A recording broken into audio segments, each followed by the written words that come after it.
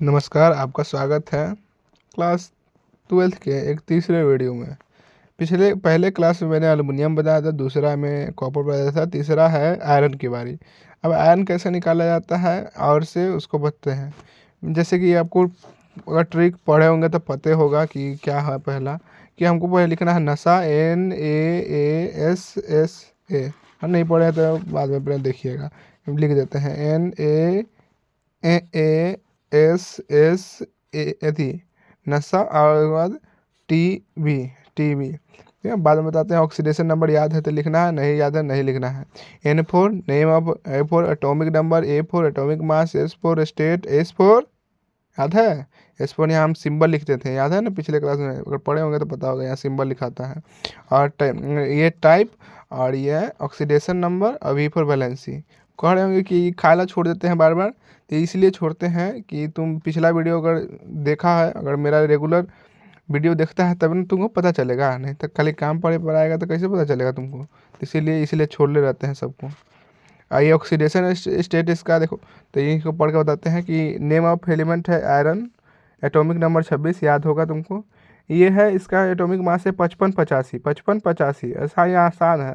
26 दूनी 52, यही 5585, 26 दूनी 52, 5585 याद कर लेना अपना। 5585 state of matter solid, type है मेटल। ऑक्सीडेशन स्टेट 6 से लेके -4 तक, 6 से लेके -4 तक।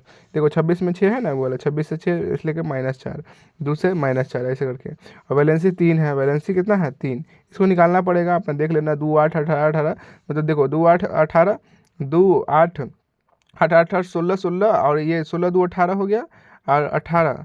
और ये मतलब इसको वैलेंसी निकालते हैं, इसको कैलकुलेट करना नहीं बताएंगे कैसे निकालते हैं, सब हो ना। तो वैलेंसी 3 है इसका, ठीक। ओर ऑफ आयरन है, पहला है हेमनाटाइट, दूसरा है मैग्नाटाइट, तीसरा है लिमोनाइट, चौथा है सिडराइट। ये काट दिए हैं आयरन पैराइट, इसलिए काटे हैं क्योंकि इससे आयरन निकल जाएगा, लेकिन ये जो है ना, इससे कि इसमें निकालने में ना बहुत खर्चा हो जाएगा, इसीलिए इसको काट दिए हैं। चार को अगर तुम सर्च करोगे तो यही आएगा, हेमनाटाइट, मैग्नाटाइट, लिमोनाइट, सिडराइट।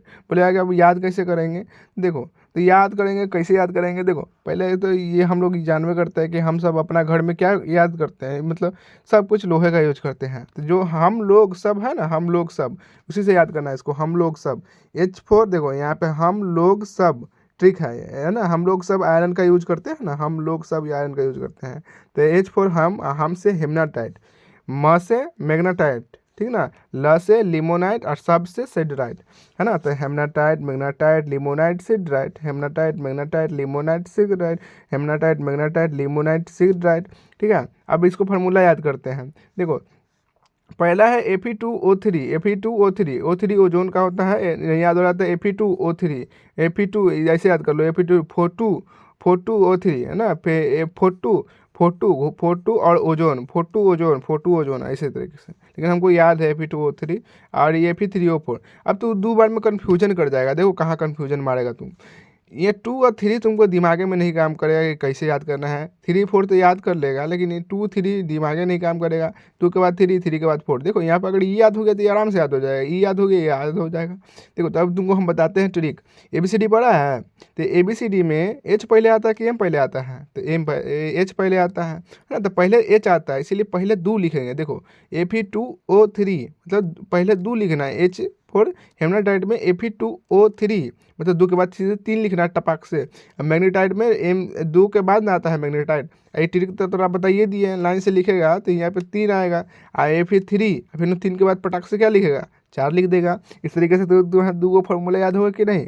पहला है Fe2O3, तीसरा दूसरा है Fe3O4, है ना। तो इस तरीके से 2 को याद हो गया। लिमोनाइट, अब बोलेगा लिमोनाइट कैसे लिखेंगे, देखो तो इसको 2 बार लिखना, मतलब इसको 2 मल्टीप्लाई करना, 2Fe2O3, 2Fe3O, इसमें 3 को पानी जोड़ देना, 2Fe2O3 और 3 मिलो इसको पानी पिला देना, लिमोनाइट, है ना 3 मोल पानी पिला देना, ठीक है। उसके बाद सिडराइट, ये तो आसान है, देखो ये इसको याद रखना है, इसको ऐसे रखना है, फेको सिडराइट। ये सब बकवास कर रहा था ना, तो इसलिए बोला है फेको, फेको 3 बार, इस सबको फेंको, तीनों को। ये जो तीनों है ना, ये अपना में सेटिंग वेटिंग कर लिया ना, तो सिडराइट गुस्से आ गया, कहा कि अच्छा तोड़ से कहीं मिल रहा है, हमारे मिलिए नहीं रहा, तो कहा कि फेंको तीनों को। उठा के, है ना। तो इस तरीके से ये 4 को याद रख लेना अपना। देखो स्टेप हम सब में लिखते हैं, पहला है कंसंट्रेशन, है ना, दूसरा होता है कंजर्वेशन ऑफ, वो नहीं है ये कैंसिलेशन और स्मेल्टिंग। देखो याद कैसे करना है। कंसंट्रेशन में तुम क्या करना है कि पहले बता देना कि हाइड्रोलिक वॉशिंग करके जो लाइटर गैंग पार्टिकल होते हैं उसको निकाल देते हैं। दूसरा में लिखेगा कंजर्वेशन इनटू ऑक्साइड्स, उसमें कैसे लिखेंगे तो देखो कंजर्वेशन ऑफ ऑक्साइड, और से ऑक्साइड बना देते हैं, दूसरा में ये लिखना और से ऑक्साइड बना देते हैं। तीसरा कैल्सिनेशन ऑफ रोस्टिंग, इसमें तुमको 2 चीज़ ध्यान देना होगा। रोस्टिंग क्या होता है बताए हुए हैं, पिछले क्लास में पढ़ लेना अपना।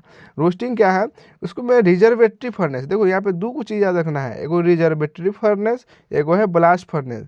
तो यहाँ पे रोस्टिंग में रिजर्वेटरी R4 तो रोस्टिंग में रिजर्वेटरी फर्नेस का यूज करेंगे। आप 1200 डिग्री पे इसको गर्म करेंगे तो उसमें क्या होगा, जो 4FeO है, जो आयरन का ऑक्साइड है ना, 4FeO O2 के साथ Fe2O3 बोलेगा। अब बोले ये तो पढ़ा लगता है, तो हाँ यही है Fe2O3, ये वाला उठ के आया है। तो यार तुम ये भी बोल सकते हो कि 2 को जो हेमनाटाइट है वही आ गया है ना, तो इसको ऐसे लिख सकते हो 4Fe2O3, जैसे 42, देखो 4FeO4O2। और इसके बाद अगर ये लिख दिया है, तुमको बैलेंस करने आता है तो तुम यहाँ 4 लगा के बैलेंस कर दो। नहीं याद हो रहा है तो ऐसे लिखो 4FeO2 और उसके बाद 4A3, ऐसे करके अपना लिखना। फिर उसके बाद इसमें लिखेंगे कि रोस्टिंग में सल्फर और आर्सेनिक जो इम्प्यूरिटी होते हैं ये निकल जाते हैं, ठीक है। और लास्ट स्टेप आता है स्मेल्टिंग। स्मेल्टिंग में क्या होता है, जो रोस्टेड आयरन किया है तुम वो मिक्स कर दिया जाता है लाइमस्टोन मतलब होता है चूना पत्थर, और कोक के साथ, और उसको डाल दिया जाता है ब्लास्ट फर्नेस में। और उसके बाद एज ए प्रोडक्ट, मतलब प्रोडक्ट के रूप में क्या होता है, जो पिग आयरन मतलब उसको बोलते हैं पिग आयरन, जो हो गया ना, तो आयरन का मतलब प्योर फॉर्म तो हो गया लेकिन उसमें कार्बन की मात्रा ज़्यादा होगी। अब बताते हैं 2 को चीज़ तो मिल जाता है। देखो यहाँ पे लिखा है iron which contain 4% of carbon then other impurity, मतलब 4% कार्बन ज़्यादा रहेगा, है ना। और इसका एक भाई होता है, भाई मतलब कह सकते हैं दूसरा रूप। इसमें तो देख रहा है कि इसमें मेटल थोड़ा कम है, कार्बन की मात्रा ज़्यादा है। और इसका एक भाई है, इसका नाम है रोट आयरन। और रोट आयरन में ना कम कार्बन होता है, रोट आयरन में कार्बन कम होता है। इसी का भाई है, मतलब सबसे बढ़िया अगर बोलेगा तो रॉट आयरन भी है, पिग आयरन भी है, लेकिन इसमें हल्का इम्प्यूरिटी ज़्यादा है, इसमें थोड़ा कम है।